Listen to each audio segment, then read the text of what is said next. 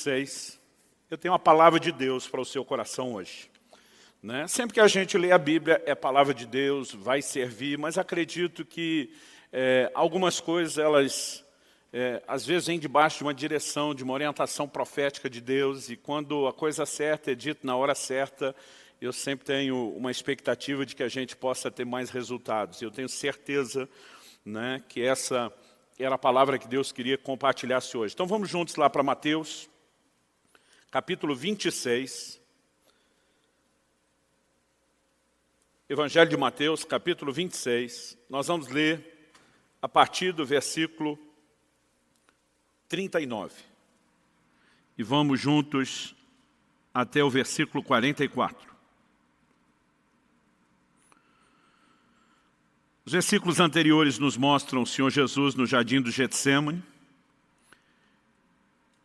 Ele anuncia aos discípulos que ele vai tirar um tempo de oração e pede que eles aguardem um lugar enquanto ele se distancia um pouco para orar.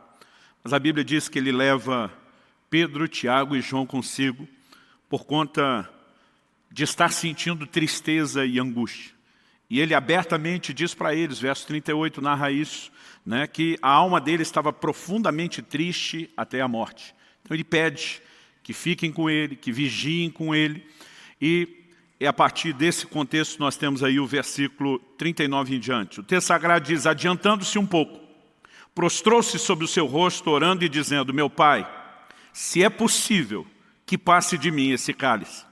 Contudo, não seja como eu quero, e sim como tu queres. E voltando para os discípulos, achou-os dormindo. E disse a Pedro, então nem uma hora vocês puderam vigiar comigo? Vigiem e orem para que não caiam em tentação. O espírito, na verdade, está pronto, mas a carne é fraca. Verso 42, retirando-se pela segunda vez, orou de novo, dizendo, meu Pai, se não é possível que esse cálice passe de mim sem que eu beba, faça-se a tua vontade. E voltando-se, achou-os outra vez dormindo, porque os olhos deles estavam pesados. Deixando-os novamente, foi orar pela terceira vez, repetindo as mesmas palavras. Meu Deus, nós clamamos graça e favor do Senhor, a ação do Teu Espírito, o Espírito da verdade. Deus, nós queremos ser conduzidos pelo Senhor no entendimento da palavra, na aplicação do alto. Queremos ser encontrados vulneráveis, responsivos àquilo que o Senhor tem a falar e a ministrar aos nossos corações. E nós declaramos a nossa confiança no Senhor, a nossa dependência no Senhor, na ação do Teu Espírito, no fluir da Tua graça. E oramos que de fato aquilo que o Senhor tem planejado fazer no coração de cada um, dos que estão conosco, dos que nos acompanham pela internet, ao vivo, ou mesmo posteriormente, com uma palavra gravada, nós oramos que esse momento em que ouvem a Tua palavra, que sejam tocados pelo Senhor e que o Teu propósito se cumpra em nome de Jesus. Amém. Bom, esse texto retrata de uma maneira assim muito clara, muito nítida, a humanidade de nosso Senhor, o Senhor Jesus. É importante que você entenda, o livro de Filipenses nos diz lá no capítulo 2, que Cristo, subsistindo na forma de Deus, não teve o ser igual a Deus, algo ao qual ele deveria se aferrar, se prender. A Bíblia diz, mas ele esvaziou-se a si mesmo. E assumindo a forma humana, foi obediente, obediente até a morte, e morte de cruz. Então, o texto de Filipenses não apenas mostra o retrato da disposição de Jesus de obedecer até a morte, mas também fala a respeito de um Deus que se esvaziou de si mesmo para assumir a forma humana. Essa expressão esvaziou-se não significa que ele deixou de ser Deus em essência, como identidade. No entanto, ele assume a forma humana. E Cristo anda, caminha e vive nessa terra como um homem. Ele não usou atributos exclusivos da divindade. Alguns atributos de Deus que são comunicáveis, outros são exclusivos, incomunicáveis. Entre eles, a onipotência, a onipresença, a onisciência. A palavra oni significa todo. Onipresente é todo presente. Onisciente conhece tudo. Onipotente tem todo o poder. E Jesus não usou esses atributos. Ele estava limitado a um corpo. Ele ia a uma cidade de cada vez, então ele não usou a onipresença. Ele também não usou a onisciência. A Bíblia diz que ele crescia em sabedoria e conhecimento diante de Deus e diante dos homens. Muitas vezes nós não conseguimos imaginar isso, Mas a criança em casa precisou aprender as primeiras palavras pelo método comum que eu e você passamos, de repetição. Né? Não é porque era Deus que já na manjedoura ele estava citando todos os textos da Bíblia de cor enquanto bebê. Muitas vezes nós temos dificuldade de imaginar esse aspecto humano. Jesus também não usou onipotência. Atos 10, 38 diz que Deus ungiu a Jesus de Nazaré com o Espírito Santo e poder, o qual andou por toda parte, fazendo bem e curando a todos os oprimidos do diabo, porque Deus era com ele. O texto não diz porque ele era Deus, porque Deus era com ele, ungido com o poder do Espírito Santo. Se os milagres que Jesus operou tivessem sido operados como Deus, então não faria sentido ele dizer, quem crê em mim fará as obras que eu faço e até maiores. Porque se ele tivesse feito como Deus, nós não poderíamos fazer nem o mesmo que dizer qualquer coisa maior. Mas ele agiu como homem ungido pelo Espírito Santo. E há momentos claros nos evangelhos, onde essa humanidade vai sendo destacada. Né? A palavra de Deus fala de Jesus cansado, fala de Jesus dormindo, fala de Jesus com fome, fala de Jesus com sono. E nesse momento, a humanidade de Jesus aparece no momento onde nós percebemos o que podemos chamar de um conflito de vontades. Ele em oração está diante de Deus dizendo, seja feita não a minha, mas a sua vontade. Naquele momento Jesus admite que como homem, ele poderia ter uma vontade diferente da vontade de Deus Pai. E esse elemento é justamente o que eu quero destacar. Porque o cenário e a lição que nós temos do jardim do Getsemane é algo extraordinário. E o tema da minha mensagem hoje é aprendendo a entrega. Eu quero falar de uma atitude de rendição, de submissão, do mais profundo nível, não só de obediência, né, mas de rendição. E acho que essa palavra entrega, ela é bem abrangente. Antes de entrar no processo do aprendizado na entrega, eu quero, em primeiro lugar, destacar aqui algumas coisas. A primeira delas é reconhecer que às vezes a nossa vontade pode parecer estar conflitando com a vontade de Deus. O segundo elemento a ser destacado é o entendimento de que o reino de Deus, ou seja, o próprio Deus, suas leis, seus princípios, vem em primeiro lugar. Ou seja, a vontade dele deve prevalecer sobre a nossa. Então, só em terceiro e último lugar, eu quero tentar detalhar como se dá esse processo de aprendizado. Mas olhando aqui para o Getsemane, eu de fato percebo algumas coisas que nós não podemos deixar de destacar. Em primeiro lugar, o próprio conceito de oração. Eu olho para a igreja moderna e eu vejo um evangelho sendo pregado que está cada vez mais antropocêntrico, significa que o homem está no centro. Me parece, observando muitas mensagens, que o evangelho moderno, vou botar aqui entre aspas, porque não existe atualização do evangelho, ele é único, ele é imutável, me parece que ele visa mais agradar o homem do que a Deus. E de alguma forma, as pessoas parecem ter dificuldade de conciliar o que Deus deve fazer por nós com o que nós devemos fazer por Deus. É lógico que a palavra de Deus traz promessas claras que sinalizam o desejo e a vontade de Deus de agir em meu e seu favor. Mas muitas vezes nós temos confundido as coisas, né? A ponto de colocar Deus num patamar onde Ele existe apenas para satisfazer os nossos desejos. E muitas vezes um desenho equivocado vai se estabelecendo sobre o nosso relacionamento com Deus e a própria oração. Uma das lições que eu aprendo do Getsemane é que a oração não é apenas o meio através do qual eu consigo de Deus tudo que eu quero. Se existe um pouco de verdade nisso, nós podemos garantir que não há toda a verdade nisso. Porque a oração também deveria ser, em contrapartida, o meio através do qual Deus consegue de nós o que Ele quer. Nesse momento, no Getsemane, não é Jesus conseguindo de Deus o que Ele quer.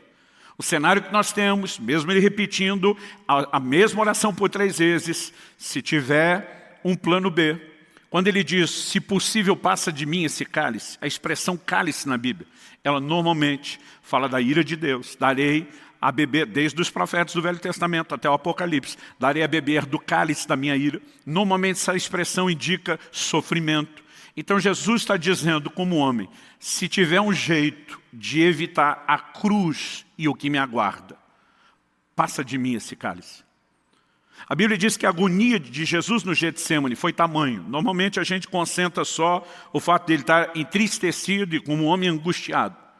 Mas o Evangelho de Lucas menciona o fato de que ele agonizou de tal maneira que suou gotas de sangue. Não era apenas a tensão de um horrível, terrível, né, sofrimento aguardado na cruz. A crucificação não era só uma forma de execução, mas era uma execução que tinha, primeiramente, uma tortura. Era uma morte lenta, dolorosa, além de tremendamente vergonhosa. Mas eu acredito que o que aflige Jesus não é o aspecto físico. Ele estava na iminência de carregar os pecados do mundo todo, de todas as gerações, de todos os tempos, de todas as épocas. E diante de Deus ele está dizendo, se tiver um jeito da gente conseguir, né, escapar do cálice, no entanto, que não prevaleça a minha, mas prevaleça a sua vontade. A palavra de Deus, ao destacar Jesus não apenas deixando a forma divina, mas assumindo a forma humana, ainda fala dele na condição de homem, indo ao mais profundo nível de entrega e obediência. E Cristo, que é o nosso modelo e referência, até porque o texto que eu citei de Filipenses 2 começa dizendo, tende em vós o mesmo sentimento que houve em Cristo Jesus. Deus espera que esse padrão de Cristo seja imitado por mim e por você. Então, numa época onde se parece falar mais do que Deus tem que fazer pelo homem e muito pouco do que o homem tem que fazer por Deus, eu quero contrabalancear e falar um pouquinho da nossa responsabilidade para com Deus. Então, em primeiro lugar, eu vou destacar aqui primeiro esse conflito de vontades. Embora a lição do Getsemane seja sobre a rendição final de Jesus, ela nos mostra inicialmente um conflito de vontade. Se eu puder, eu gostaria de escapar. É lógico que a sua vontade é que precisa estabelecer-se. E quando falamos desse conflito de vontade, a nossa vontade versus a vontade de Deus, alguns textos, além de Mateus 26, me vem à mente. Eu quero mencionar só mais dois, porque algumas lições importantes, né, quando a gente quer pensar o que a Bíblia diz sobre isso. Primeiro que eu quero citar é Tiago, capítulo 4. Dos versículos 13 ao 16. Ele diz, escutem agora, vocês que dizem, hoje ou amanhã iremos para a cidade tal, lá passaremos um ano, faremos negócios, teremos lucros. Vocês não sabem o que acontecerá amanhã. O que é a vida de vocês? Vocês não passam de neblina que aparece por um instante e logo se dissipa. Em vez disso, deveriam dizer, se Deus quiser, não só viveremos, como também faremos isso ou aquilo. Agora, entretanto, vocês se orgulham das suas arrogantes pretensões. Todo orgulho semelhante a esse é mau. Olhando para essas palavras de Tiago, há algumas coisas, e uma delas, por mais óbvio que seja, eu vou pedir que inclusive você repita comigo, é que a vontade divina deve vir antes dos meus próprios planos. Você pode dizer isso? Diga, a vontade de Deus deve vir antes dos meus próprios planos. Isso nos mostra que Deus tem uma vontade, não apenas aquilo que é generalizado para todos os homens, o que está lá escrito na Bíblia, que todo mundo tem que obedecer, mas isso também me indica que Deus tem um plano personalizado. Até mesmo o lugar onde eu, você, cada um de nós vai morar. São decisões que não deveriam ser tomadas sem que se declarassem, se Deus quiser.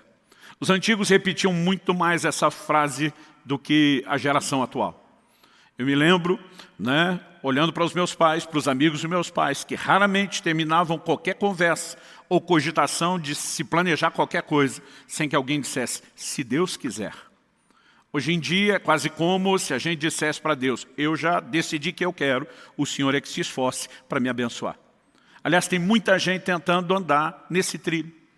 Gente que toma suas decisões, não ora, não consulta, não busca Deus, e depois simplesmente chega e diz, pastor, ora por mim para Deus abençoar o que eu já decidi. Não é desse jeito que eles falam, mas é exatamente a forma como fazem. Então, nós precisamos reconhecer que a vontade de Deus deve vir antes dos nossos próprios planos. Há uma vontade personalizada que precisa ser buscada em oração. O texto não está dizendo que eu e você não podemos fazer planos. Há outros textos que até garantem isso, que a gente deveria ter planos. Mas que eu e você devemos depender de Deus para que eles se cumpram ou não. A questão não é ter ou não ter planos. É quando muitas vezes nos nossos planos nós deixamos Deus de fora e deixamos de dar a Ele a palavra final. Ele também destaca que isso é uma atitude, né, que ele classifica como arrogante pretensão. E ele diz, um orgulho semelhante a esse é mau. Né? Qual é o orgulho? Achar que eu estou, ou que eu posso estar, no controle da minha vida, em vez de deixar isso nas mãos de Deus. Em último lugar, né, me chama a atenção o fato de que Deus não está necessariamente dizendo para qual cidade nós vamos. Mas Ele está dizendo que quando eu e você temos o discurso de declarar, se o Senhor quiser, numa atitude de submissão, isso permite que Ele, mesmo muitas vezes não revelando onde nos quer, possa nos conduzir para o lugar que Ele quer, possa intervir na nossa vida. Um outro texto que me chama a atenção quando eu falo desse conflito de vontades é Provérbios 16, de 1 a 3. O texto sagrado diz assim, vou ler um versículo cada vez e comentar aqui. O coração do ser humano pode fazer planos, mas a resposta certa vem dos lábios do Senhor. Então, em primeiro lugar, não é errado fazer planos. Errado é querer ter a palavra final, quando ela deveria vir da parte do Senhor. Verso 2 de Provérbios 16 diz, todos os caminhos de uma pessoa são puros aos seus próprios olhos, mas o Senhor sonda o espírito. Outra tradução diz que Ele pesa os espíritos ou as motivações. Falamos semana passada que o termo pesar na Bíblia fala de Deus medir, procurar o equilíbrio comparado ao seu próprio padrão. Um dia alguém falou, pastor, como que Deus pesa o espírito se ele não é matéria e não tem peso? Eu falei, querido, você está procurando o peso literal, quando nem a balança é literal. Né? Quando a Bíblia diz que Deus sonda a motivação, o espírito, e algumas traduções optaram por motivação, é porque muitas vezes nós podemos até escolher fazer coisas certas, mas com a motivação errada. Outro dia alguém disse, pastor, é errado eu querer ser um pregador da palavra, assim, abençoar muita gente. Eu olhei para esse irmão e falei, depende. Ele falou, como depende? Eu falei, o que você quer parece ser legítimo. A pergunta que você deve fazer diante de Deus é, por que você quer isso? Você tem um chamado de Deus e precisa ser fiel a Ele? Você tem de fato um coração que quer servir as pessoas? Ou você está olhando para isso como se fosse um lugar onde você busque reconhecimento e projeção? Porque muitas vezes o erro não está apenas naquilo que fazemos. Tem muita gente tentando não fazer a coisa errada, mas fazendo a coisa certa do jeito errado. Então a Bíblia diz que há momentos onde eu e você não conseguimos discernir. Quando o texto diz que todas as coisas são puras aos nossos olhos, muitas vezes nós tomamos decisões sem sequer imaginar qual pode ser o desfecho. Gente que entra numa escolha com uma decisão de um casamento para passar o resto de uma vida sem imaginar quais podem ser os futuros desdobramentos. Gente que toma decisões na área profissional, no ministério, em qualquer que seja, e muitas vezes essa coisa de tudo é puro, não é só porque há ingenuidade, mas nós não temos a capacidade de antever o futuro que está lá na frente. Então precisamos depender daquele que conhece o caminho, que já trilhou bem. O verso 3 de Provérbios 16 diz, entregue suas obras ao Senhor, e o que você tem planejado se realizará. Em outras palavras, Deus está dizendo, não é que eu quero abortar ou avacalhar seus planos. Mas se você me colocar à frente, até boa parte daquilo que você planejou, pode ter a garantia de eu te conduzir da forma correta a esse lugar. Fato é que nós precisamos entender a importância de viver nesse lugar. Então, Deus deixa o homem planejar, embora ele espera ter a palavra final. Ele pesa as motivações, porque muitas vezes nós estamos tentando só avaliar o que será feito, mas Ele também vai agir através da entrega. Tem um episódio muito interessante no meu relacionamento com Israel, meu filho. Quando ele chegou à fase da adolescência, eu estava tentando ensiná-lo a importância de fazer escolhas, de fazer as avaliações, tentando treiná-lo, prepará-lo para a vida, que é cheia de escolhas. E ele me trouxe uma situação, falou, pai, estou muito indeciso se eu faço isso ou aquilo. Eu falei, filho, o que você quer fazer? Eu falei, pai, como assim? Eu vim perguntar para você. Eu falei, agora estou te perguntando de volta. O que você gostaria? O que você quer escolher? E por que você escolheria? Ele parou, pensou um pouco, depois ele olhou para mim e falou, não, pai. Eu que vou reformular a pergunta. Pai, o que você quer que eu queira? E aquilo me incomodou. Eu falei, não, filho. Eu estou justamente tentando te ensinar que você tem que fazer as suas escolhas. Eu não posso viver escolhendo por você. Ele falou, pai, eu sei disso. Mas ele falou, não sou bobo. O senhor já fez algumas dessas escolhas, talvez até errado, já aprendeu com elas. O senhor já transitou por alguns desses caminhos. E por que eu tenho que ficar arriscando se eu posso recorrer a uma fonte como o senhor e confiar em você? Eu olhei para ele e falei, você não é bobo mesmo. Sabe, querido, muitas vezes mesmo orando, Eu lembro daquela frase do Israel e eu digo para Deus, o que o Senhor quer que eu queira? O Senhor me deu o livre-arbítrio, o Senhor me deu o direito de escolha. Isso não significa que eu preciso ignorar os seus conselhos ou deixar de buscar a sua vontade. Quem está entendendo, diga amém. Não é apenas em momentos onde há conflito, em momentos onde nós nem conhecemos. Bom, vamos pular a etapa do conflito de vontades e dizer por que não podemos deixar o conflito de vontades acontecer. E por que a semelhança de Cristo, precisamos dizer, apesar de honestamente ser essa a minha vontade, eu me submeto à tua e oro para que a tua vontade seja feita. Há uma premissa que deve reger todo o nosso relacionamento com Deus, é que o próprio Deus e o seu reino precisa vir em primeiro lugar. Vou esperar que pelo menos um dissesse um amém aí. Jesus diz em Mateus 6,33, busque em primeiro lugar o reino de Deus e a sua justiça, e as demais coisas serão acrescentadas. Você sabe quais eram as demais coisas que ele estava falando? Se você olhar os versículos anteriores, Jesus está falando de necessidades básicas. O que vamos comer, o que vamos beber, o que vamos vestir. E diz, não preocupa com isso. Em outras palavras, antes de se preocupar com a sua subsistência, foque em colocar o reino de Deus antes de você e antes das suas necessidades básicas. O problema é que muitos de nós queremos viver no reino sem a premissa do reino, de que o próprio Deus precisa ocupar o primeiro lugar, de que o próprio Deus vem antes. Quanto custa o reino de Deus? Eu gosto sempre de repetir isso. De acordo com Jesus, o reino de Deus custa tudo que você tem. E às vezes quando eu falo essa frase, principalmente para essa nova geração, que é contra qualquer expressão de sacrifício, de compromisso, que tudo está feito e pronto, eles dizem, não, é pela graça. Eu digo, mas não é de graça. Pela graça significa que nada que você faz te fará um merecedor. O crédito é todo de Deus e da obra de Cristo Jesus. Isso não significa que você não tem que fazer absolutamente nada. Quando a gente fala que o reino de Deus custa tudo, é só olhar o ensino de Jesus. Mateus capítulo 13. Em 3 versículos, do 44 ao 46, ele conta 2 parábolas. Nas duas, apenas alegorias distintas que falam a mesma coisa. Ele diz, o reino de Deus custa tudo que a gente tem. Pastor, está escrito desse jeito? Não, bem parecido. Jesus diz, o reino de Deus é semelhante ao homem que encontrou um tesouro escondido no campo. Movido de alegria, vai e vende tudo que tem para adquirir o campo. A figura é de que o campo com tesouro representa o reino. Quanto custa o reino? Tudo que tem. Depois Jesus diz, o reino de Deus é semelhante a um negociante que encontrou uma pérola de grande valor. Ele também vai e vende tudo que tem para adquirir a pérola. É sempre um tesouro que vale mais do que tudo que nós temos, a ponto de desistirmos de qualquer outra coisa para termos aquilo. Isso fala da natureza de prioridade que o reino de Deus precisa ocupar no meu e no seu coração. Pastor, o senhor está querendo dizer que eu compro minha entrada no reino de Deus? Não, você não compra nada. Você foi comprado, não é você que compra. A Bíblia diz que Deus em Cristo Jesus realizou uma obra de redenção, de resgate, ou seja, Ele nos comprou pelo seu sangue. Então não é a gente que compra, nós somos comprados. Mas pastor, se eu fui comprado já, por que é que custa o que eu tenho? Porque se você não reconhecer a legitimidade do ato de compra que Jesus realizou na cruz, você não tem direito ao benefício da compra.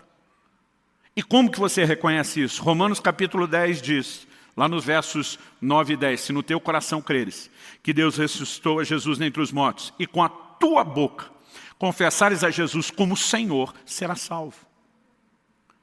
Agora, interessante que a Bíblia diz que a gente tem que confessar Jesus Senhor. E a igreja contemporânea mudou isso. Não tem que confessar Jesus Salvador. Você não vai achar isso na Bíblia. Mas Jesus não é Salvador? É. A Bíblia diz que você confessa Ele Senhor, você vai ser salvo. Se Ele salva, Ele é Salvador. Mas Salvador não é o objeto da confissão. O objeto da confissão é a palavra Senhor. Essa palavra no original grego, ela tem um significado que nem de longe na língua portuguesa ou na cultura moderna atual, eu e você conseguimos arranhar. Ela, na verdade, era a palavra que um escravo usava para se dirigir ao seu amo, ao seu dono, ao seu possuidor.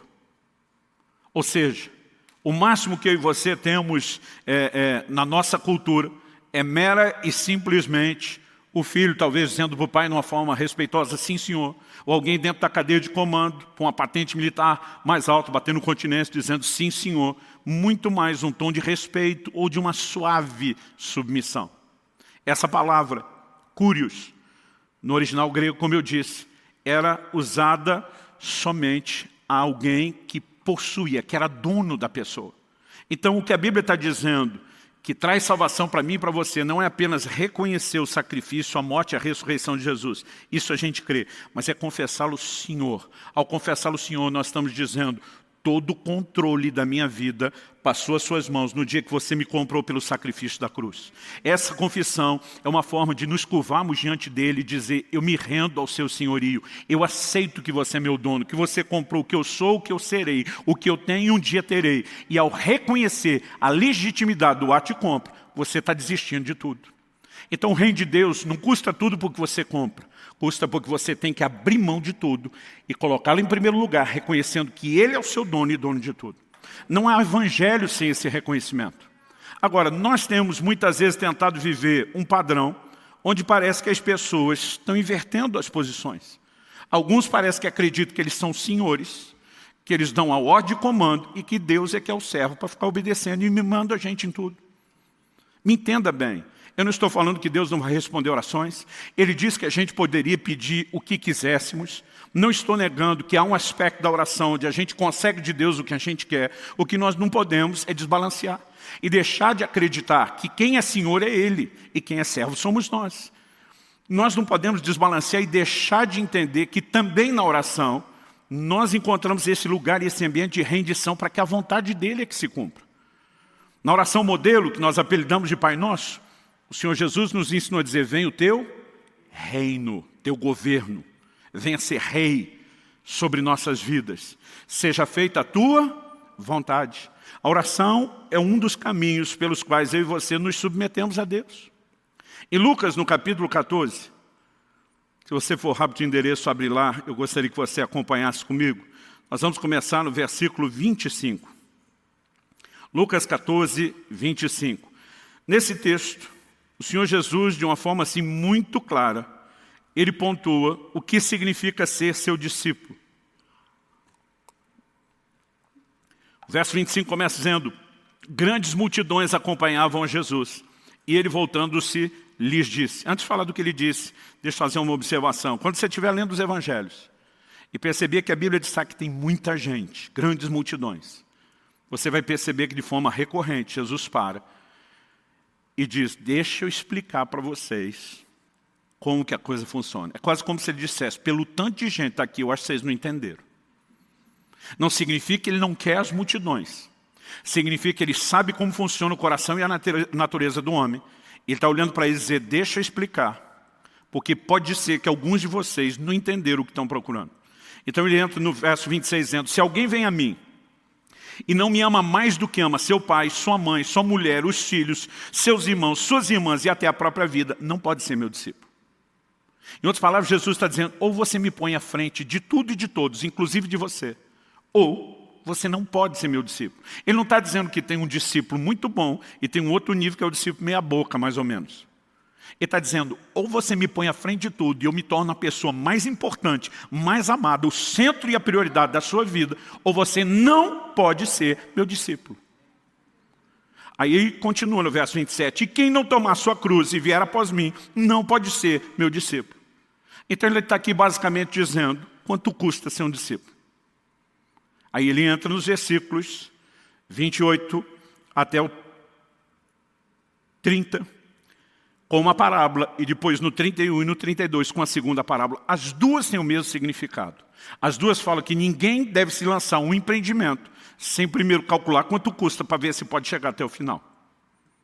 Ele diz na primeira, pois qual de vocês, pretendendo construir uma torre, não se senta primeiro para calcular a despesa e verificar se tem os meios para concluir?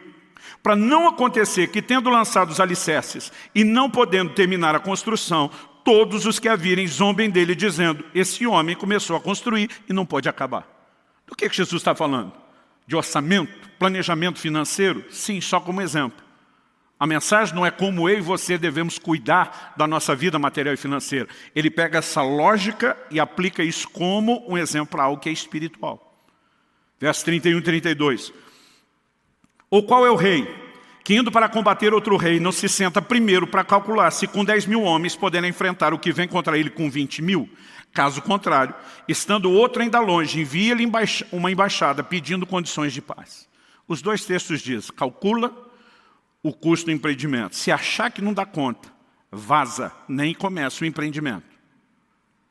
Do que é que Jesus está falando? Olha o verso 33, onde ele arremata. Assim, pois, semelhantemente, igualmente, da mesma forma, da mesma maneira. Agora Jesus vai trazer a aplicação da figura. Assim, pois, qualquer um de vocês que não renuncia a tudo que tem, não pode ser meu discípulo. Quanto custa o reino de Deus? Tudo que você tem.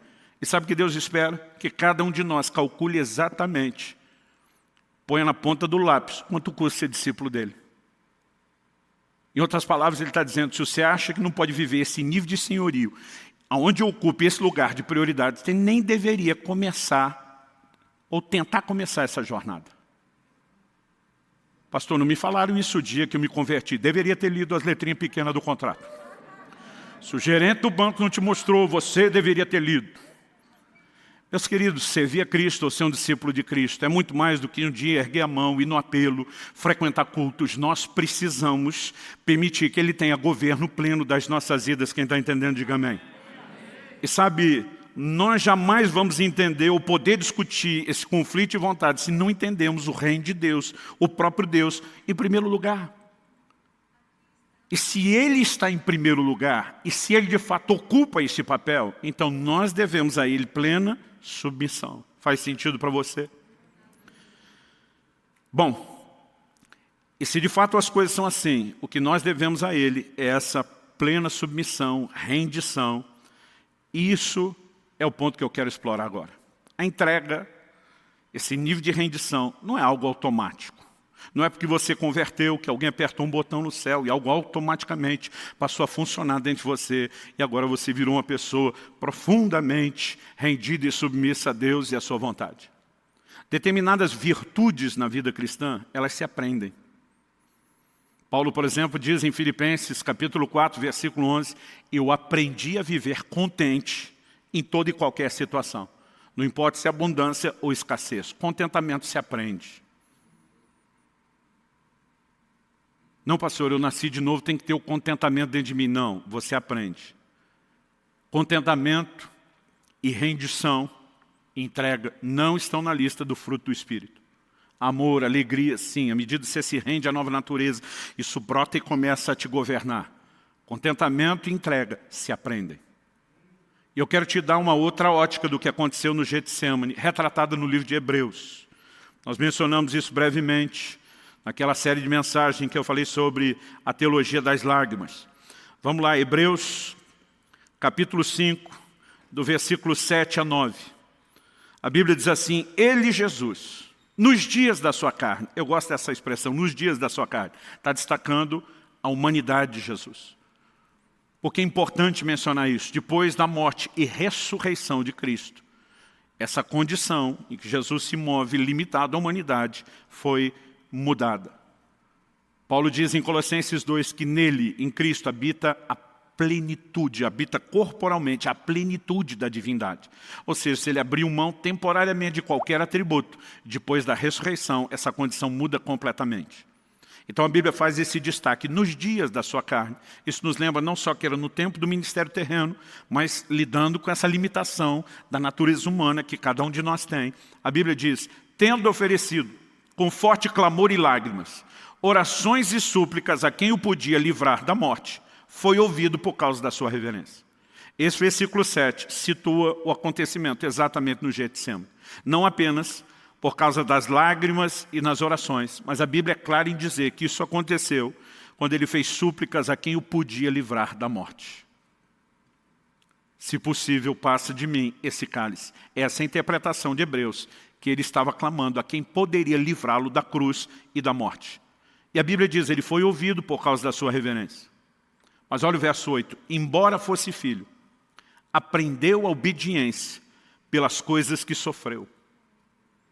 Eu lembro na adolescência, o dia que eu prestei atenção pela primeira vez nesse versículo, eu parei de ler e fui falar para o meu pai, está errada essa minha versão da Bíblia. Está dizendo que Jesus aprendeu a obediência. Ele nunca pecou, como é que ele está aprendendo a obediência? Ele foi obediente a vida inteira. O texto não está dizendo que ele não tinha obediência nenhuma e que ele estava aprendendo do zero. O texto sugere que a obediência é algo no qual eu e você crescemos e a níveis cada vez mais profundos. Ele é gerado sem pecado, ele nunca pecou.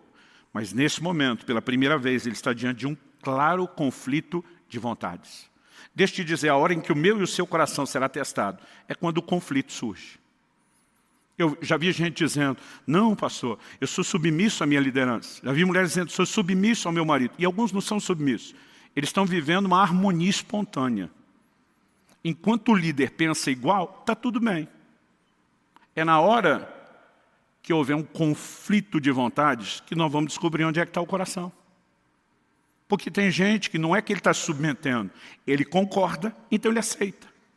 A submissão é quando você descobre o desejo de ir em outra direção. E agora você tem que abrir mão e se render a quem está numa posição diferente da sua. Nesse momento, pela primeira vez, Jesus está diante de um dilema da grande missão da vida dele que ele veio cumprir.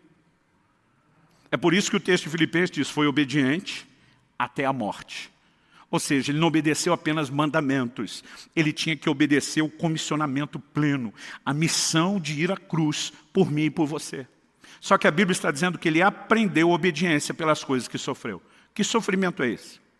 Não está falando do sofrimento da cruz. O sofrimento da cruz acontece depois que ele já foi obediente e vai até o fim. Então está falando desse sofrimento interno, desse conflito que muitas vezes eu e você podemos ter e enfrentar. No entanto, a Bíblia diz, e tendo sido aperfeiçoado, verso 9, tornou-se o autor da salvação eterna para todos os que lhe obedecem. Quando eu olho esse retrato de Jesus, isso para mim expande essa humanidade, aquele conflito que está acontecendo no Getsemane, a um patamar onde nós percebemos que o próprio Jesus, que jamais havia pecado, quebrado um mandamento sequer, ainda está precisando aprender obediência em outros níveis. A pergunta, com resposta óbvia é, e nós? Será que não temos níveis mais profundos de entrega? Nós precisamos entender que entrega é algo que se aprende, obediência é algo que se aprende continuamente. Quanto mais nos sujeitamos ao Senhor, estamos sendo aperfeiçoados. O aperfeiçoado não é só para quem tinha defeito. Jesus nunca havia falhado, mas ainda estava sendo aperfeiçoado, entrando em níveis de rendição cada vez maior. Alguém disse que ninguém fica bom em nada a não ser com treino. Eu quero te dizer que até na obediência e na entrega não deve ser diferente. Quanto mais nós praticamos, quanto mais exercitamos, mais nós aprendemos e mais nós crescemos. Quem está entendendo, diga amém. Sabe, querido, muitas vezes a nossa dificuldade é que a gente não consegue avaliar que Deus tem algo melhor, porque muitas vezes nós estamos focados no que custa aquele sacrifício da vontade no momento. Jesus está olhando para a cruz. Ele está olhando, imagina, não apenas para o sofrimento físico. Ele entra num nível de agonia, a ponto de suar gotas de sangue. E, obviamente, como um homem, ele está assustado diante do que ele vai enfrentar. A Bíblia é clara, diz que ele estava triste, a alma angustiada. E, de repente, ele pensa, é muito sofrimento. E o problema é que a maioria de nós sempre vai olhar para a entrega, para a rendição, como um sacrifício, como algo doído. Estamos abrindo mão de algo de valor, de algo que me dói, de algo que me machuca. O que muitas vezes nós deixamos de levar em conta é que não há nada que o Pai Celeste nos peça que possa ser caracterizado como injusto ou que seja para o nosso mal. Ainda que haja dores momentâneas, nós precisamos focar o resultado final. Quem está entendendo, diga amém. Semana passada, a Kelly me acompanhou numa consulta ao ortopedista. Estou na iminência entre essa semana e a próxima de fazer uma cirurgia no joelho. A Kelly diz, eu preferia não ter ido com você na consulta. Eu preferia não saber qual era a sua situação e nem o que é que eles vão fazer. Porque à medida que o médico, um irmão nosso em Cristo, começou a explicar o processo, a Kelly ficou assustada. Um problema congênito que eu tenho na cartilagem se agravou nos últimos anos. Por conta dele, o osso da junta foi acomodando de forma diferente, foi gerando uma pequena protusão e deformação óssea, o ângulo da perna começou a alterar. Quanto mais alterava, mais piorava a situação do joelho, quanto mais piorava, mais entortava o ângulo da perna. Ele falou, pastor, eu tenho que corrigir a curvatura da sua perna em 15 graus. Isso significa que além de operar o seu joelho, Nós vamos fazer uma osteotomia dupla. O nome é bonito, mas traduzindo, nós vamos quebrar 2 ossos da sua perna, o fêmur e a tíbia, para conseguir corrigir a angulação. E não bastasse dizer que vão mexer em cada um do osso de cima e de baixo e no meio, que é o joelho. Ele disse, o senhor vai ter um processo de recuperação lenta. Porque nós vamos botar umas placas de platina aí no seu osso para ele recuperar legal. E ele disse, o senhor pode ficar de 60 a 90 dias sem poder apoiar no chão, sem uso de muletas. E de repente eu levo um susto, imaginando, vai quebrar aqui, vai quebrar ali, vai arrumar isso, vai parafusar aqueles negócios, não vou poder pisar. Eu falei, eu vou ficar parado durante 2 a 3 meses? Ele falou, não, pastor, 2 semanas de cama, no máximo 3. O senhor pode pregar na igreja, senta numa banqueta, chega de muleta, mas pisar no chão, apoiar, pode levar de 60 a 90 dias. Quando nós saímos, e a Kelly começou a valorizar o assunto, eu comecei a ficar assustado. Eu falei, nem eu tinha pensado, parece que era uma brincadeira até agora. E eu comecei a ficar meio tenso com aquele negócio, até que encontrei alguém, fui contar o que ia fazer, a pessoa olhou para mim e ela simplificou com uma frase. Ela disse, pastor, basicamente é aquele negócio, piorar para melhorar, não é? E de repente pensa numa frase simples que alinhou tudo. Eu falei, eu sei o que isso me custou até agora. É melhor piorar um pouco agora e ficar bom depois, do que, em nome do não vou piorar um pouquinho e ficar ruim para sempre. E dentro de mim as coisas se resolveu. Bora fazer a cirurgia. Por que eu estou dizendo isso? A maioria de nós não entende o que vem depois da entrega. O que vem depois da rendição. A Bíblia diz não apenas que Jesus foi aperfeiçoado. Não apenas que ele aprendeu a obediência, mas se tornou autor de eterna salvação para todos. A questão é o que vem depois. E muitas vezes a gente assusta olhando só para aquilo que está na nossa frente e não consegue enxergar o que vem depois. Eu vou, pastor, o senhor quer poder voltar a se exercitar, ter uma vida normal, passar o resto dos seus anos pregando tranquilo? Eu falei, quero. Ele falou, então olha lá para frente. E aí você precisamos entender o que vem depois. Não há ninguém que tenha praticado entrega e você olhe nas Escrituras e diga, não se deu bem. Pastor, e aqueles mártires que se renderam a ponto de morrer? O livro de Hebreus diz que muitos deles não aceitaram o seu livramento. Não é que não poderiam ter um livramento, não quiseram. Disseram para Deus, nós não vamos usar o crédito. A Bíblia diz porque visava uma superior ressurreição. Quando eu e você não encontramos a recompensa da entrega aqui, pode ter certeza que ela vem depois. Anos atrás, eu quero terminar com isso.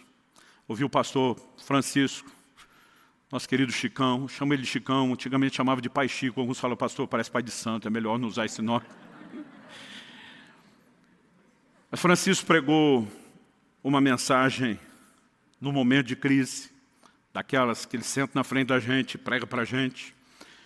E ele me falou, olha, daqui a alguns anos, eu não tinha filhos ainda na época, ele falou, daqui a alguns anos você vai entender melhor, que talvez uma das maiores expressões de entrega é quando você lê na Bíblia pais que entregaram os próprios filhos.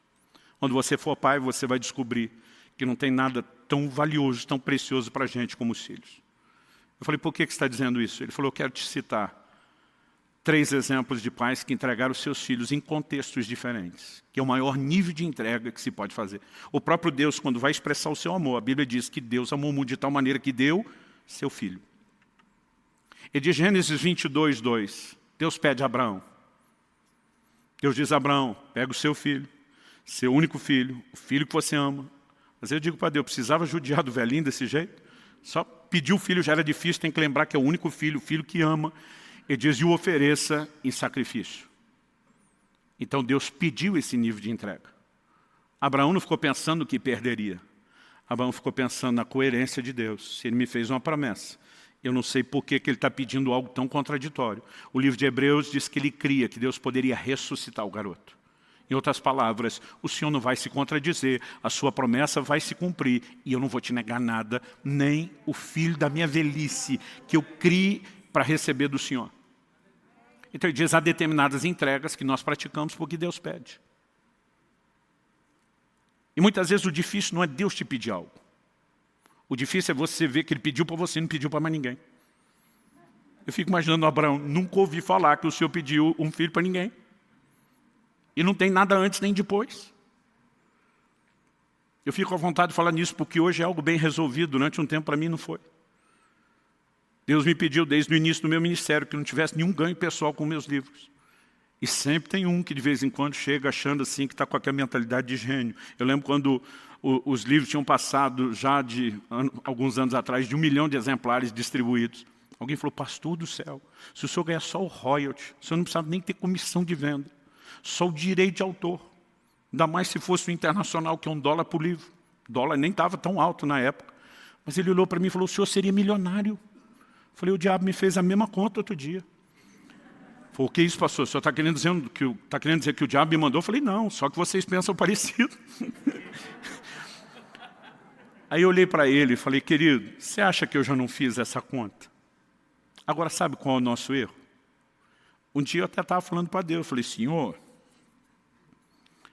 e o Espírito Santo falou no meu coração e disse, você acha que se você não tivesse me obedecendo, você teria distribuído mais de 1 milhão de livros?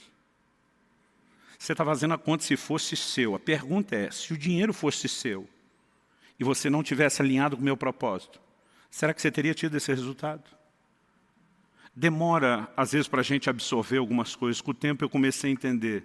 Deus não apenas decidiu que Ele guardaria o meu coração, que me permitiria dar um bom exemplo, mas me deu o privilégio de semear uma quantia, exorbitante no reino de Deus. Mas muitas vezes o meu problema não era Deus ter me pedido. Era dizer, por que o Senhor não pediu para nenhum dos meus colegas? Ou pede para todo mundo ou não pede para ninguém. Já teve esse negócio assim? Eu era aquele tipo de filho, que na hora que a mãe estava colocando, eu colocava um copo do lado do outro. Não, colocou mais para o outro aqui. E eu também não queria ganhar mais, queria tudo igual.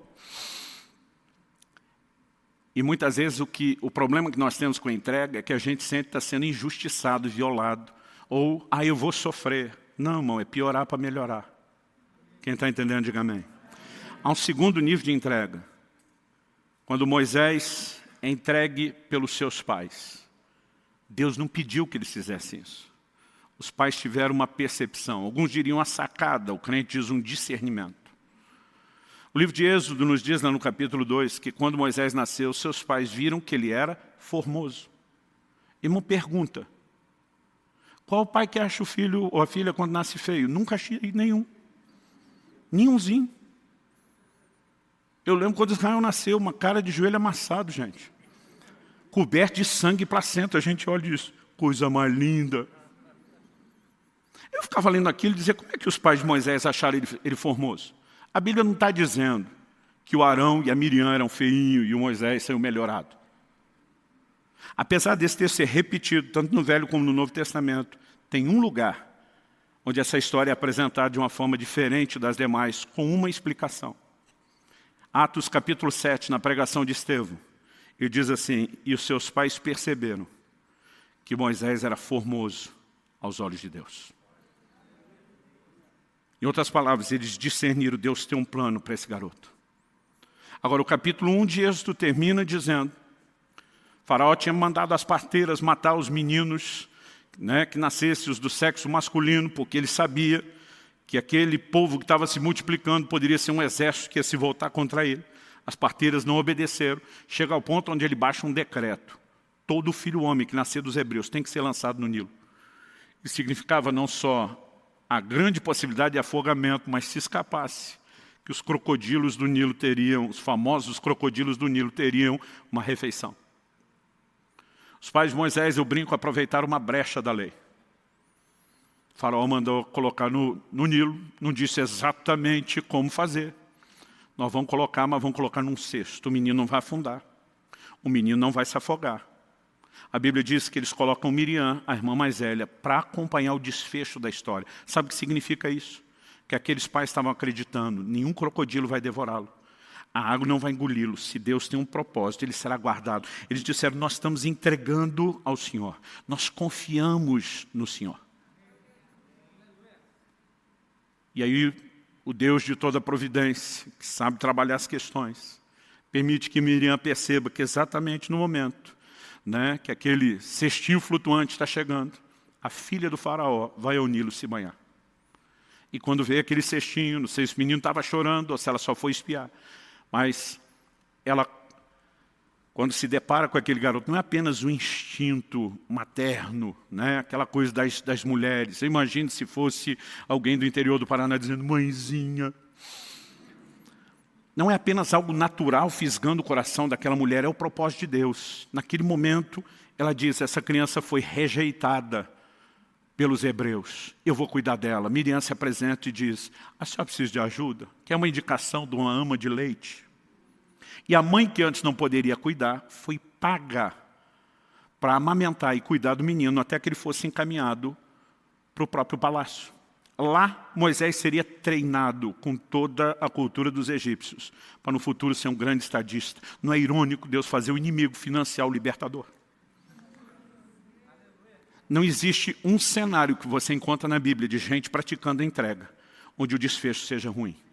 Pode ser doloroso no início, mas é piorar para melhorar. A terceira ilustração que o Francisco me deu é quando Ana, mulher de Eucana, mãe de Samuel, entrega o filho ao Senhor. Ele diz, Deus pediu para a mulher. Eu falei, não. Então ela está no nível dos pais de Moisés. Entregou para o que quis. Ele falou, também não. Eu falei, como também não? Foi ela que disse para Deus, se o Senhor me der um filho, eu te dou de volta. Deus não pediu, ela que quis. Ele falou, não. Lê direito o texto. 1 Samuel capítulo 1, versículo 5 diz que Deus cerrou a madre de Ana para que ela não pudesse ter filhos. O problema começou com Deus. Não foi ataque maligno. Foi intervenção de Deus. Deus diz, não vou deixar você ter filhos. Agora Ana começa a ter um problema. Aquela época não era só cultural, era permitido até por lei a poligamia. E Eucana, o marido de Ana, tem uma outra mulher, Penina, que era aquela rival, nível profissional para praticar o bullying. A mulher era uma procriadora de mão cheia. Tinha dado uma penca de filho para o marido. E, naquele contexto cultural, uma mulher que não gerava, não procriava, ela era considerada alguém sem valor. Eucana, um homem nobre de respeito, ama a Ana, trata ela bem, mas ela vive debaixo daquela humilhação. Um dia ela não aguenta, ela vai diante de Deus e diz, se o Senhor me der um filho, eu te dou o filho de volta. O que ela está dizendo? Não é nem o filho, eu quero esfregar na cara dessa miserável que zomba de mim todo dia, eu quero pelo menos um gol de honra. Já teve esse negócio? Você está jogando, perdendo de goleada, você diz, tem que ter um gol de honra, mesmo que a gente não ganhe. Naquele momento ela está dizendo, eu nem quero menino, eu só quero ter um filho. Eu te dou ele de volta. Deus olha para ela e diz, negócio fechado. E o Deus que fechou a madre agora, abre. Qual esse tipo de entrega? É aquela que Deus provoca. E não pediu de forma direta. Ana não se prontificou também voluntariamente, mas Deus diz, vou apertar uns botões para fazer a coisa acontecer. Sabe, querido, eu vejo extremos. Gente que fala da providência de Deus como se tudo fosse predeterminação divina, o homem não tem escolha e participação nenhuma. Mas gente que vai para outro extremo e acredita que porque nós temos livre-arbítrio não existe mais providência divina. Embora Deus não violente a vontade, Ele sabe provocá-la. Quando a Bíblia diz em Romanos 2 que a bondade de Deus conduz ao arrependimento, Deus vai mexendo em circunstâncias à nossa volta, tentando fazer com que decisões sejam avaliadas. Quando você olha a história do filho pródigo, é alguém que depois que perdeu tudo, caiu em si. E de repente ele repensa, o que é que eu estou fazendo? E ele tem a chance de tomar a decisão correta. E eu quero te dizer que há situações onde Deus vai provocar determinados níveis de entrega. Nos dias de Jonas, Nínive, capital da Síria, estava para ser destruído. Eles eram considerados homens terríveis, cruéis. Não apenas o tipo de pecado que praticavam como civilização, a forma como tratavam, desde os prisioneiros de guerra e tudo. E Deus diz, Jonas, vai pregar para Nínive que se arrependa. Se eles não se arrependerem, eu vou destruir. Jonas diz, agora eu não vou. O que eu quero é que o Senhor destrua. Vai que eu prego, ele se arrepende, e o Senhor tem misericórdia deles, não destrói, eu quero que destrua. João diz, não vou, não vou, não vou.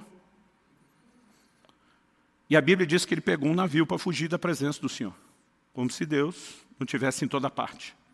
Eu acredito que esse fugir não era só de onde Deus está, mas é da possibilidade de chegar logo e dizer, eu vou é para o lado de lá. A Bíblia diz que uma grande tempestade atinge o navio. Cada um daqueles homens começa a clamar os seus falsos e pseudos deuses, nada resolve. Alguém olha para o João e diz, por que é que você não está clamando ao seu? Nós estamos atirando para todo lado, tentando de tudo para resolver. Ele diz, na verdade o problema sou eu.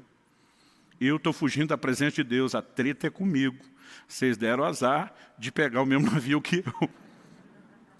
Ele fala para os caras, só tem um jeito de resolver, me joga na água. Esse me joga na água, sabe o que ele está dizendo? Me matem. Basicamente ele está dizendo, eu não posso fazer isso. Eu mesmo não vou pular, mas se vocês me matar, vocês se salvam. Legítima defesa, vai aí, gente. Jonas está dizendo para Deus, eu morro, mas não faço o que o Senhor quer. A turma hesita, tenta, quando vê que não dá, joga ele para a água. Quando jogaram ele para a água, a tempestade cessou. A Bíblia diz que eles temeram, adoraram ao Senhor. Mas quando Jonas cai na água, Deus diz, é ruim que eu vou deixar você morrer. E a Bíblia diz que Deus mandou um grande peixe. Lugar nenhum da Bíblia está escrito baleia, só um grande peixe. Aliás, acredita-se, pelo menos do que nós conhecemos em séculos recentes e se avalia, que o único peixe que teria essa condição de engolir alguém inteiro é o cachalote. Há relatos de gente que foi encontrada inteira, apesar de morta, dentro de um cachalote, né, que foi pescado. E há relatos de gente encontrada viva ainda dentro do peixe. Mas, irmão, você consegue imaginar o cenário? 3 dias. Você faz 3 dias de jejum, no conforto da sua cama é terrível. Agora, no ventre de um peixe. Na oração de Jonas, ele disse que ele estava enrolado nas algas. Eu fico tentando imaginar a situação lá dentro.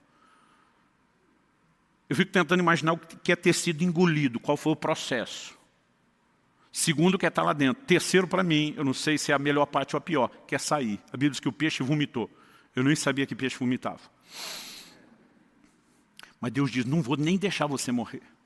Daqui a pouco Jonas está lá e diz para Deus, tá bom, eu cedo. Vou pregar Nínive.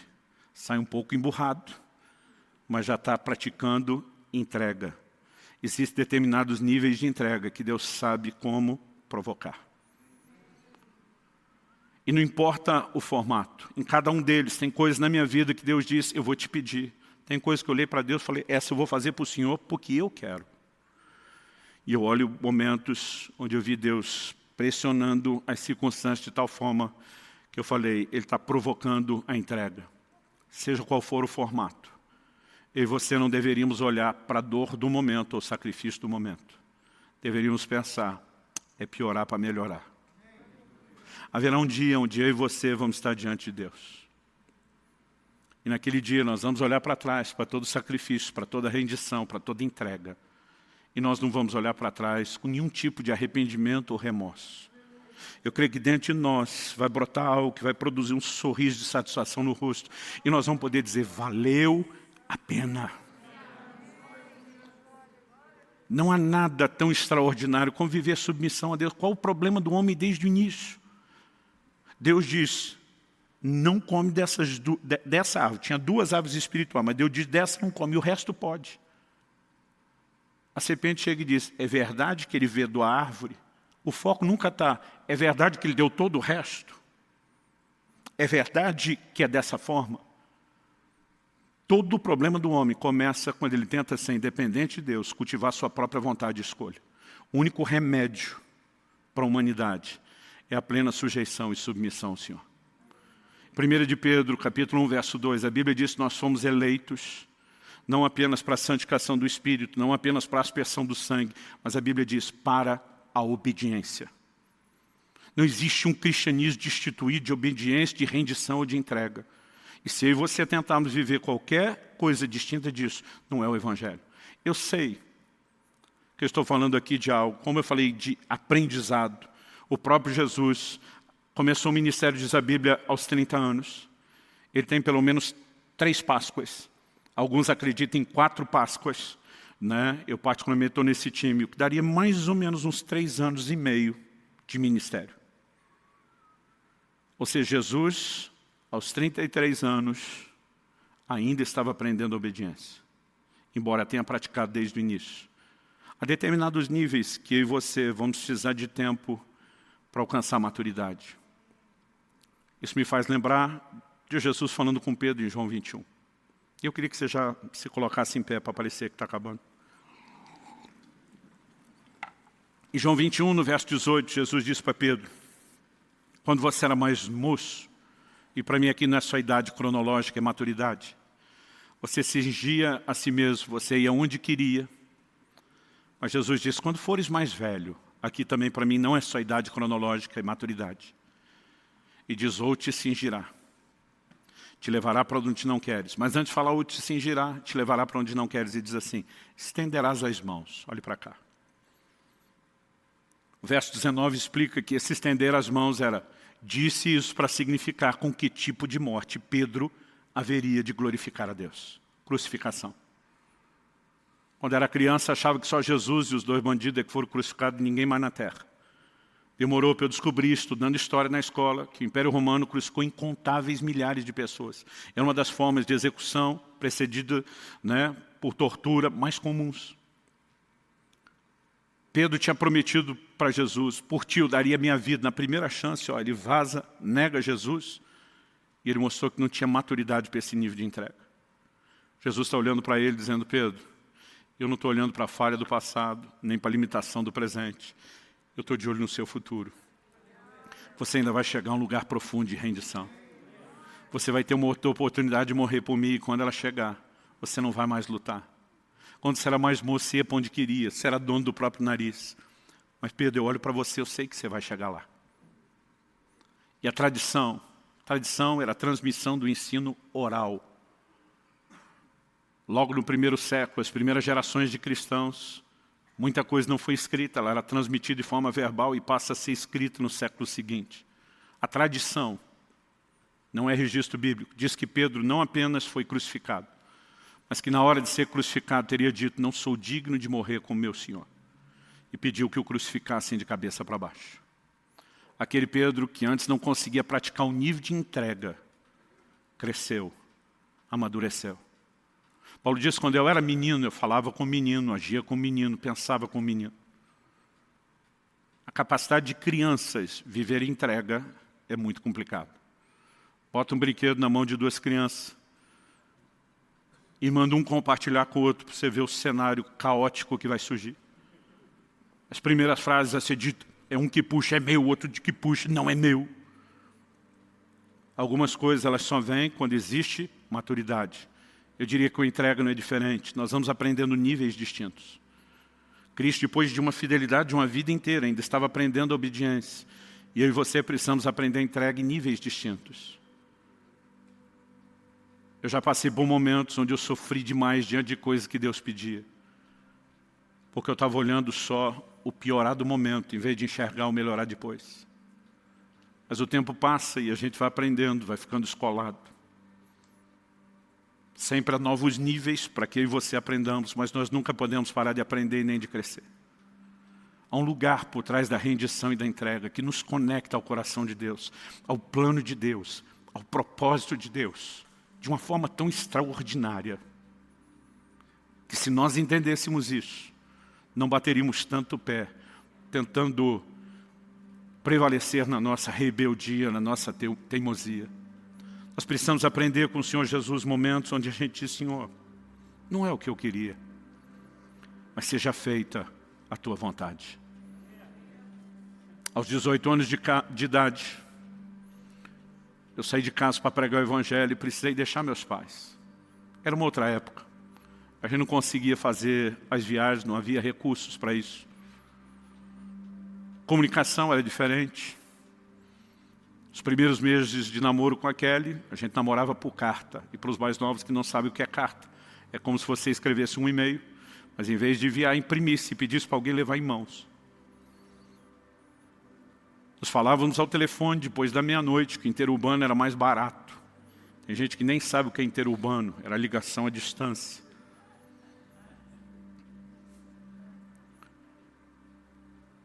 Eu só consegui ter uma noção do que meus pais se dispuseram a fazer.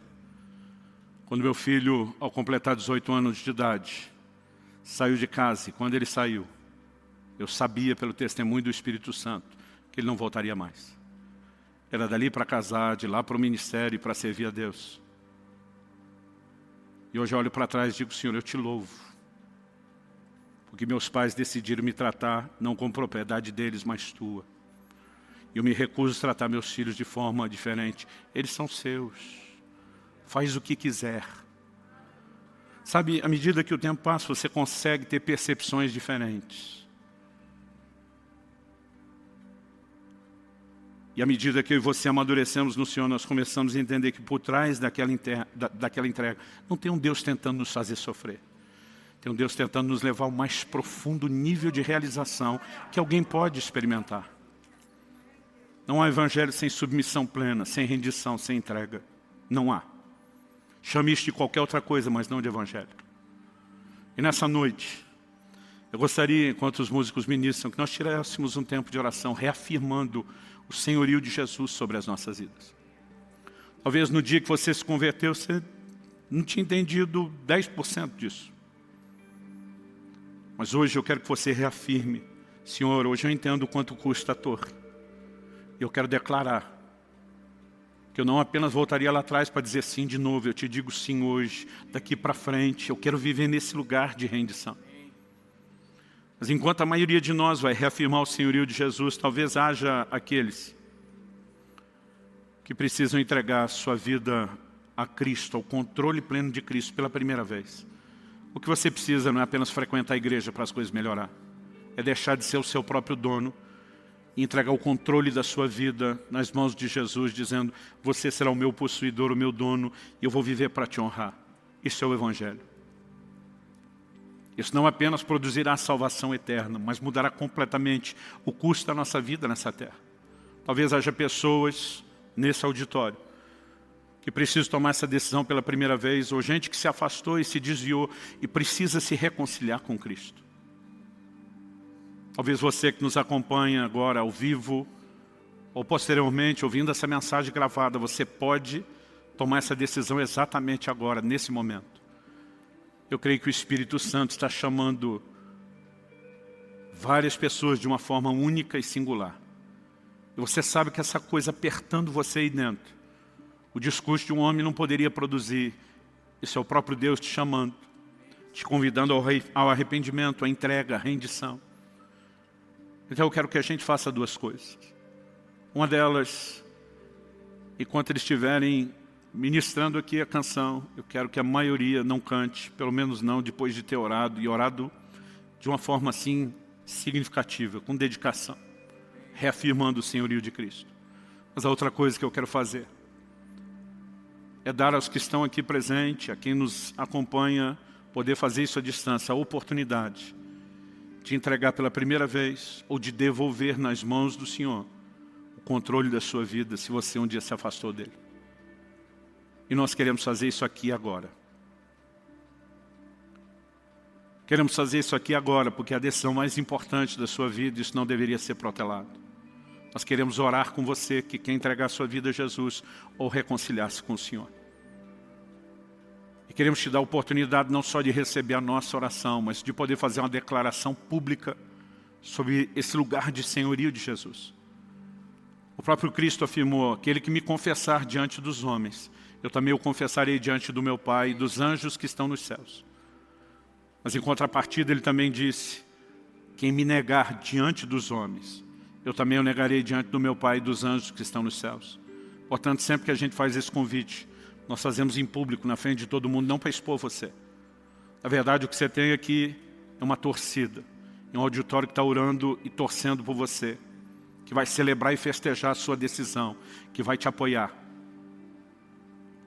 Mas mesmo se não houvesse esse quadro favorável de todo mundo, ainda assim você precisaria da confissão pública.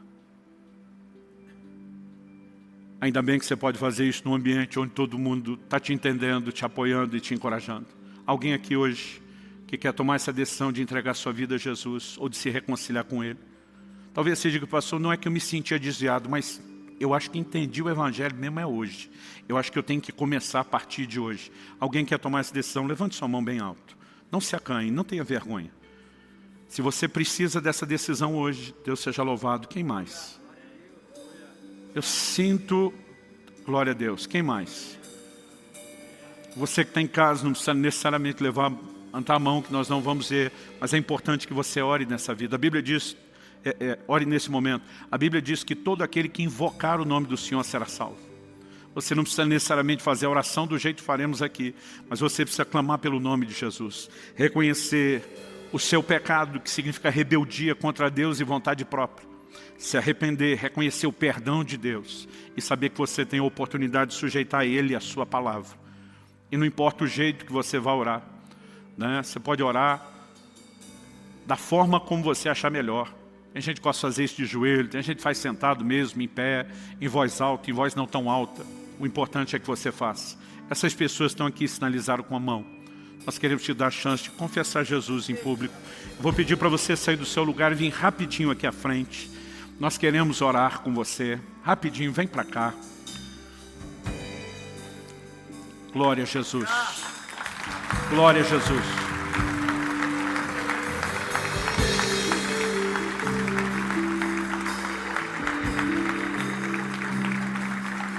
Há mais alguém? Mesmo se você não levantou a mão antes e tem algo apertando o seu coração, talvez você nem esteja entendendo. Outro dia alguém me disse: pastor, nem entendi direito o que você falou, mas algo me apertava dentro e dizia: vai lá, vai lá. E diz: eu estou aqui, eu quero fazer direito, eu quero começar. Se houver mais alguém, sai do seu lugar e venha. Vou pedir aos conselheiros que ore com eles, ou com quem mais vier à frente.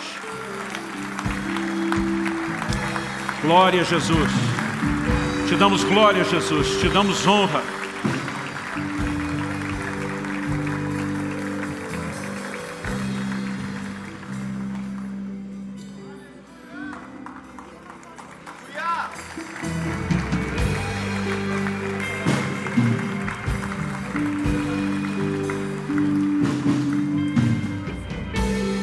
Quero pedir aos conselheiros que ajudem eles a confessar Jesus, a declarar isso. Cada um de vocês, oriente eles a fazer essa oração. Enquanto os músicos ministram, reafirme o senhorio de Jesus sobre a sua vida. Talvez Deus esteja pedindo algo e seja a hora de você estabelecer um concerto com Deus. Talvez Deus não pediu, o seu coração está fervendo e você sente que precisa entregar algo. Talvez Deus esteja pressionando ou provocando você por meio das circunstâncias. Eu sei que além de reafirmar o senhorio, talvez esse seja um momento de alinhamento com Deus, com o propósito de Deus. Faça isso em nome de Jesus. Em nome de Jesus.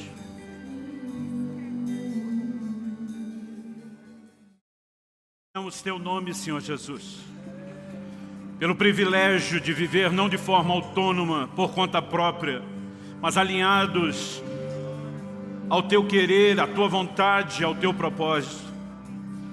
Nós clamamos, Senhor, a despeito de uma natureza carnal, naturalmente rebelde. Nós queremos viver sujeição e entrega em níveis cada vez mais profundos e de forma progressiva. Nessa noite não apenas reafirmamos teu senhorio sobre nossas vidas.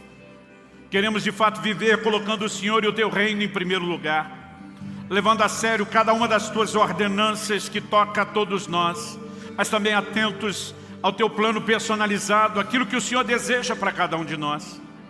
Suplicamos graça e favor sobre cada um. Oramos, ó Deus, que haja arrependimento, alinhamento, conserto, intensificação da entrega e da rendição, o que for necessário, não apenas aqui e agora, mas a partir desse momento, que mesmo depois de deixarmos esse auditório, esse lugar de reunião, que a graça do Senhor continue trabalhando em nós, que a Tua palavra continue frutificando e sendo aplicada e ministrada pelo Teu Espírito. E que possamos crescer de forma que Te glorifique e Te honre. Nós oramos e clamamos em nome do Senhor Jesus. Em nome do Senhor Jesus. Se você crê, concorde, diga amém. Se você recebe essa palavra, diga: eu recebo. Glória a Jesus. Glória a Jesus. Glória a Jesus.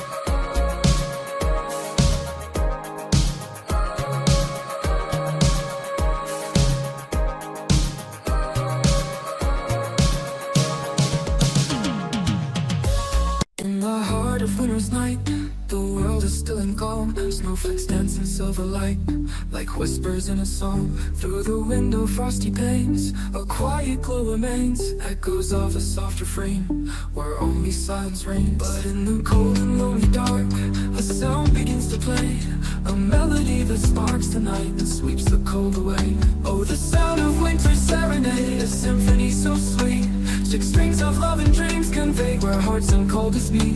Every note a star above, in the sky so deep and wide, the song of winter's tender love. In the night we confide.